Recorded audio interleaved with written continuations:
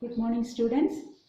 Today we are going to start a new chapter, chapter 7, congruence of triangles. What is congruence or what are congruent objects? If two objects, if they are exact copies, then we can say that they are congruent objects. That means if one object is the exact copy of another object, then the two objects are congruent objects. For example, in a biscuit packet, if you take two biscuits, we can say that they are congruent and one is the exact copy of other.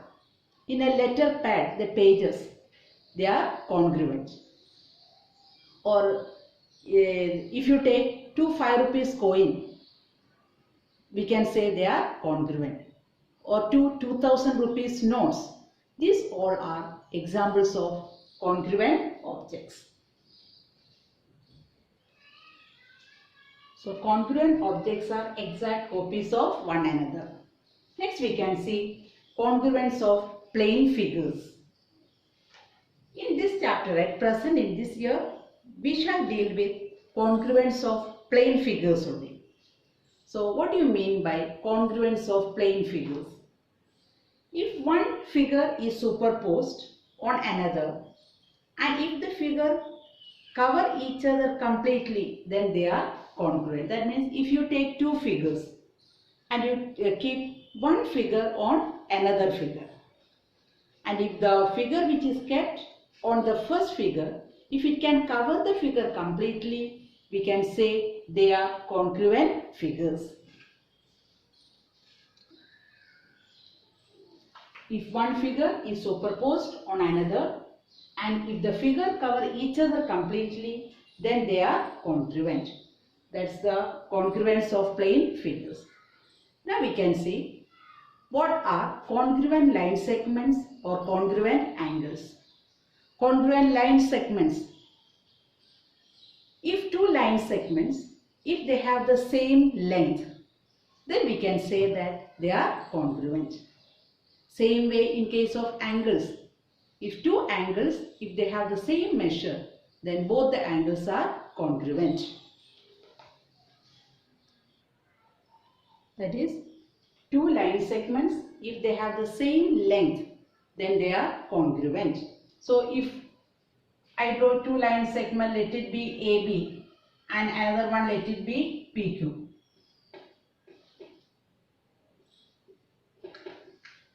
Suppose the length of AB and PQ, they are the same, then we can say that AB and PQ, they are congruent line segments. And if two line segments are congruent, then they have the same or equal length. Next, congruence of angles. Same way, if two angles, they have the same measure, then these two angles are congruent. For example, if angle ABC is equal to 60 degree, angle PQR also is equal to 60 degree, then we can say that angle ABC and angle PQR, they are congruent. See, what is the symbol of congruent? So how can you write, for example, AB, segment AB, congruent to segment PQ, isn't it? How can you write that? AB, that is congruent sign, see, congruent segment PQ. Is that clear? In case of angle for ABC congruent to angle PQR. So this way we are writing congruence. Here also, if two angles are congruent, then we can say that their measures are equal. Is that clear? What are congruent line segments and what are congruent angles? Next we can see the congruence of triangles. Two triangles are said to be congruent if they have the same size and shape. Two triangles, if they have the same size and the same shape, then we can say that they are congruent. So what is this? Same size and same shape. Then the two triangles are congruent. Here see, I have taken two triangles here. One is ABC, you can see, the other one PQR. See, I am going to keep the triangle PQR on the triangle ABC. See that? First we have seen one figure is superposed on another figure. If it can cover it completely, we say that both the figures are congruent. Here see, PQR can cover the triangle ABC completely, or otherwise, what is it? Both the triangles ABC and PQR, they have the same shape and the same size. So we can say that triangle ABC congruent to triangle PQR. Is that clear? Now what I am going to do, listen. Here I have kept, see which are the vertices of the triangle. You know that a triangle has three vertices, three sides and three angles. Which are the vertices here? In this case, A, B, C. Here this one, P, Q and R. Here I have kept P on A. That means the vertex P of triangle PQR lies on the vertex of A. The vertex of Q lies on B and the vertex of R lies on C. Then one triangle can cover the other triangle completely. Now see, I am going to keep in this way. See here. This is A. What I am going to keep? The vertex Q. See that how it looks. Is it possible to cover completely? It's not possible. Same way, if I keep R also, it is not possible. And when the vertex QP comes here, see that? So we can say that there should be one-to-one correspondence for the triangles to be congruent. Here, what is that one-to-one correspondence? That is, the correspondence here it is A corresponds to P, then only it can be. If A corresponds to Q, it is not possible. So A corresponds to P, then B corresponds to Q and C corresponds to R. Isn't it? Or we can say that ABC, what is the correspondence? ABC corresponds to PQR. This is the correspondence. I hope it's clear to you. Now we can start with exercise 7.1. Exercise 7.1, page 137 in your textbook. Take your textbook. The first question, it's complete the following statements.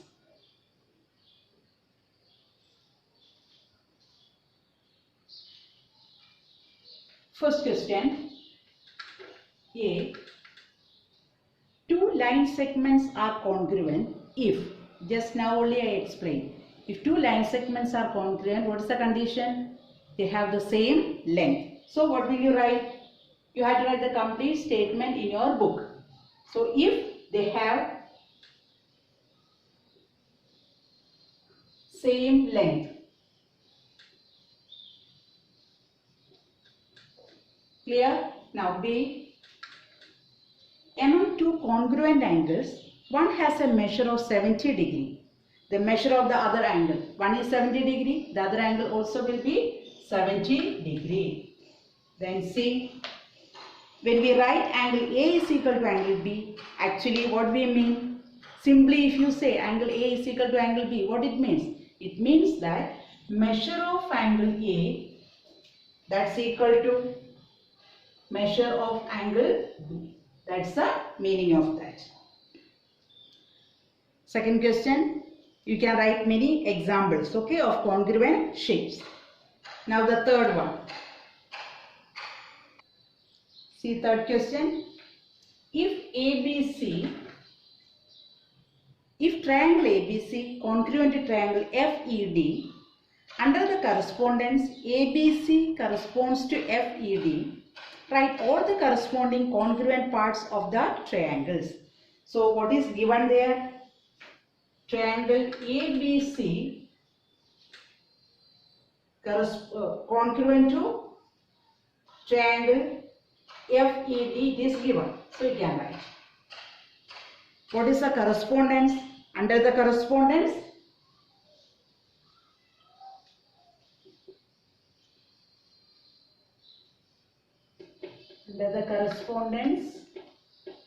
ABC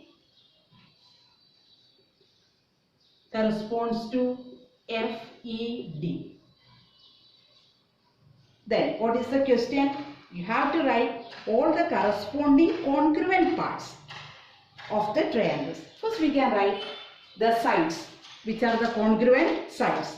So this is the correspondence, isn't it? So first AB, segment AB, that is congruent to, see that, segment FE, isn't it? Now see BC, congruent to ED. Now which is the next?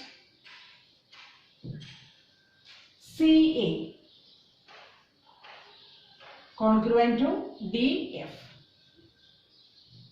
I hope it's clear because correspondence is already given there.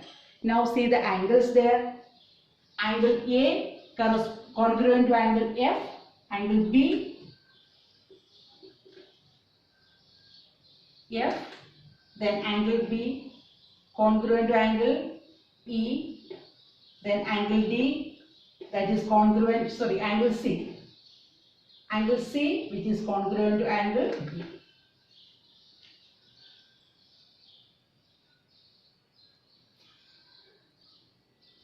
Now question 4. What is given in question 4? See, if triangle DEF congruent to triangle BCA, triangle DEF congruent to triangle BCA, it is given. Write the parts of triangle BCA that correspond to angle E. So first one, from the congruence only you can write. What's the question? Write the parts of triangle BCA that corresponds to angle E. Which is the part for this E? Which part this corresponds? Very easy. That is angle C. So we can write angle E congruent to angle C. The congruent part you have to write. That corresponds. Okay, done. Second one.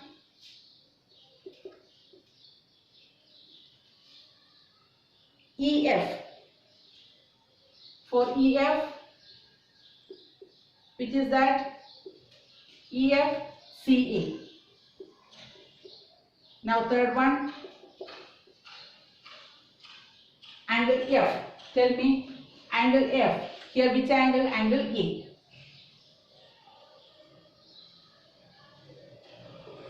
Then fourth one. Angle D. Segment DF. DF, side DF, which is DF, DF, here BA.